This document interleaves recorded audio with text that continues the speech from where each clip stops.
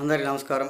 రాష్ట్ర ప్రజలకి, శ్రేయోభిలాషులకి, ప్రతి ఒక్కళ్ళకి దేశ చరిత్రలోనే ముఖ్యమంత్రి హోదాలో ఉండి పరదాలు కట్టుకొని తిరిగిన ఏకైక నాయకుడు ఎవరంటే వైఎస్ జగన్మోహన్ రెడ్డి గారు మాత్రమేను. 5 సంవత్సరాలు పరిపాలన చేశాడు. రాష్ట్ర ప్రజలకు తెలిసిన విషయం మంచి చేసేవాడు. మరి బహిరంగంగా ప్రజలకు కనిపిస్తూ తిరుగుతూ ఉండవలసిన ముఖ్యమంత్రి ఎక్కడైనా మంచి చేసేవాడే. మరి బహిరంగంగా ప్రజల్లో తిరగలేని వాడు మరి పరదాలు కట్టుకొని తిరగాల్సిన విషయం పరిస్థితి ఎందుకు వచ్చిందో జగన్ గారికి తెలియాలి. ఎవరు ఏదైనా ముఖ్యమంత్రి హోదాలో ఉన్నప్పుడు బహిరంగంగానే జనాలలో తిరగాలి, జనాలు కనిపించాలి. అలా కాకుండా జనాలకు కనపడకుండా సాటుగా పరదాల సాటును తిరిగిన ముఖ్యమంత్రి గారు ఎవరంటే వైఎస్ జగన్ గారు. మరి ఆ పరిస్థితి ఎందుకు వచ్చింది, ఏ విధంగా వచ్చిందో మరి రాష్ట్ర ప్రజలకు తెలియాలి కదా.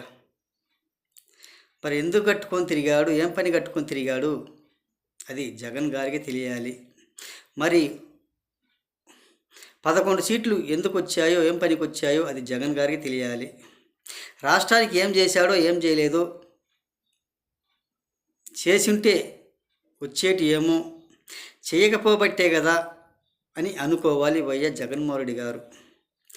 ఏది ఏమైనా ఆయన నేను మంచి చేశాను, నాకు ఓట్లు వేయలేదు, నేను అధికారంలోకి రాలేదు అని అంటారు. ఎలా వస్తాడు, ఏ విధంగా వస్తాడు?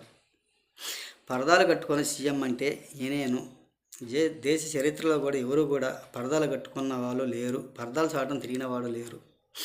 జనాలకు కనిపిస్తూ జనాల్లో తిరిగిన వాళ్ళే కానీ ఇలా పరదాలు కట్టుకొని పరదాలు చాటం తిరిగిన ముఖ్యమంత్రి ఎవరు కూడా లేరు అని తెలియజేస్తూ, ఆయన ఏమీ చేయలేదు కాబట్టి పాపం పరదాలు కట్టుకొని పరదాలు చాటం తిరిగారు. 3 రాజధానులు అన్నాడు, ఏ ఒక్క రాజధాని కూడా చేయలేక సతికిలబడ్డ ముఖ్యమంత్రి వైఎస్ జగన్మోహన్ రెడ్డి గారు. పోలవరం అన్నాడు, మధ్యలో ఆపేసి పారిపోయిన జగన్మోహన్ రెడ్డి గారు. అని చేతగాక విశాఖ రైల్వే జోన్ అన్నాడు, రైల్వే జోన్ కట్టకుండా ఆపేసిన వైఎస్ జగన్మోహన్ రెడ్డి గారు. ఆయన చేసింది ఏంటంటే దేశ చరిత్రలోనైనా విశాఖ రుషికొండ పైన ప్యాలెస్లు కట్టి జనాల డబ్బంతా దోసుకొని ఆ ప్యాలెస్ కట్టి అందువల్ల హిట్ అయిపోయాడేమో అనుకుంటారు. అది హిట్గా ఫ్లాప్ అయిపోయింది. ఇక్కడ రాజధాని అమరావతి అని అమరావతి ప్యాలెస్లు కట్టి రుషికొండకు పారిపోయి పరిపాలన చేతగాక పారిపోయిన ముఖ్యమంత్రి ఎవరంటే వైఎస్ జగన్మోహన్ రెడ్డి గారి. అందుకే ఆయన సినిమా అంత అటర్ ఫ్లాప్ అయింది. ఒక్కసారి తెలుసుకోండి. అమరావతి నడిబొడ్డున ఉండి పరిపాలన చేయని చేతగానోడు విశాఖపట్నం రుషికొండ నా ప్యాలెస్లో కట్టి అక్కడ పరిపాలన ఎలా అందించగలడు అని కొంచెం తెలుసుకోవాల్సిందిగా. ఇక్కడ చేతగానోడు అక్కడ ఎలా పరిపాలన చేయగలడు అని తెలుసుకోవాల్సిందిగా. ఆయనకి ఏమి చేతగాక పరదాల చాటం తిరిగాడు. పరదాలలో తిరుగుతూ ప్రజలకు సాటు చేసుకున్నాడు ప్రజల్ని. ఏది ఏమైనా ఆయన బయటికి రావాలంటే శవం కనపడాలి. శవం కనపడితే రాగలడు, శవం కనపడకపోతే రాలేడు. బెంగళూరు ప్యాలెస్ పడుకుంటాడు, ప్యాలెస్లో ఉంటాడు తెలియజేస్తూ, అది ఆయన ఎక్కడ ఏదైనా కానీ ఏం చేయను చేతగాక అన్నీ గాలి కుదిలేసి నేను చేసింది ఒక్కటి అభివృద్ధి బటన్ నొక్కడం మాత్రమేను అని అంటారు. ఇది ఎంతవరకు సబాబు? ఒక్కసారి తెలుసుకోవాల్సిందిగా. ప్రతి ఒక్కళ్ళకి హృదయపూర్వక ధన్యవాదాలు. అదేవిధంగా గత ప్రభుత్వాల్లో కూడా ఎవరైనా కానీ రేషన్ బియ్యం సరుకులు తెచ్చుకోవడానికి డీలర్ దగ్గరికి వెళ్ళేవారు. ఇప్పుడు కూడా అదేవిధంగా డీలర్ల దగ్గరికి వెళ్ళి రేషన్ బియ్యం మీకు కావాల్సిన ఏమేమి ఇస్తారో అవన్నీ మీరే తెచ్చుకోవచ్చు. అనవసరంగా వెహికల్స్ పెట్టి కొన్ని కోట్లు నాశనం చేశాడు. రాష్ట్రాన్ని అప్పుల పాలు చేశాడు. గత చరిత్రలో నారా చంద్రబాబు నాయుడు గారు ముఖ్యమంత్రిగా ఉన్నప్పుడు అప్పుడు కూడా మీరు రేషన్ షాపుల దగ్గరికేగా పోయింది. మరి కాంగ్రెస్ ప్రభుత్వం ఎన్నో దేశ చరిత్రలో కూడా అధికారం ఉన్నారు, అప్పుడు కూడా రేషన్ షాపుల దగ్గరికి వెళ్ళేది, డీలర్లకు ఇచ్చేది.